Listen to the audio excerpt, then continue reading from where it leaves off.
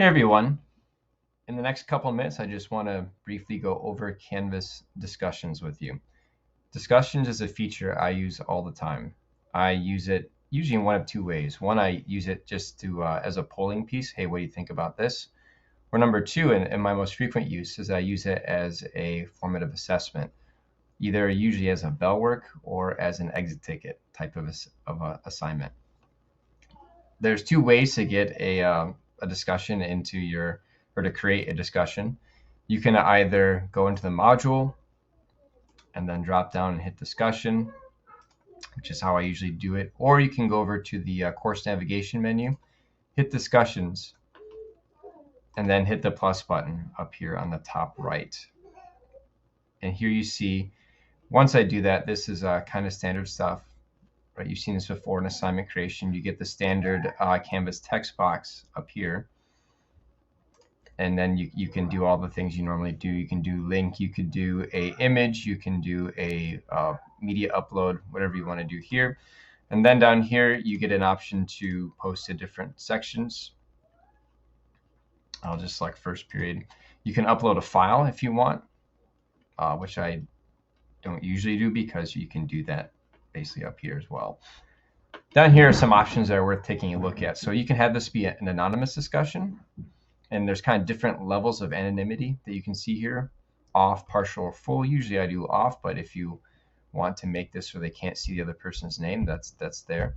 I almost always check this box. Users must post before seeing replies. That just kind of forces them to come up with an original thought.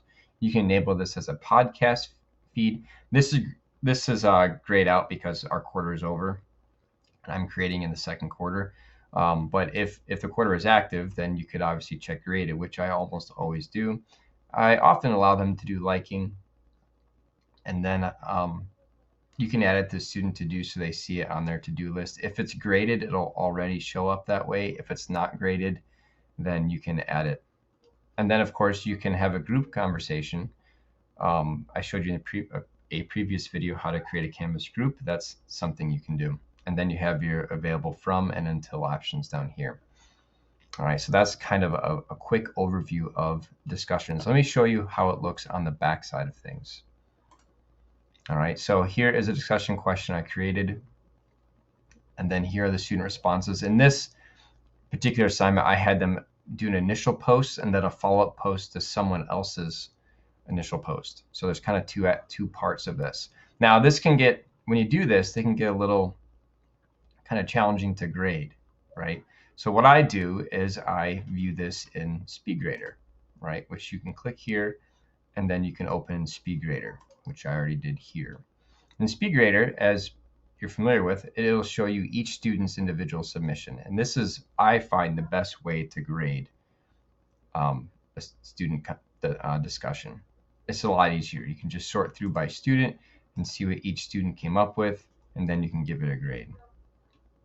All right, so just like any other assignment, but I like it because you have their initial post and their follow-up if you choose to do that with discussions.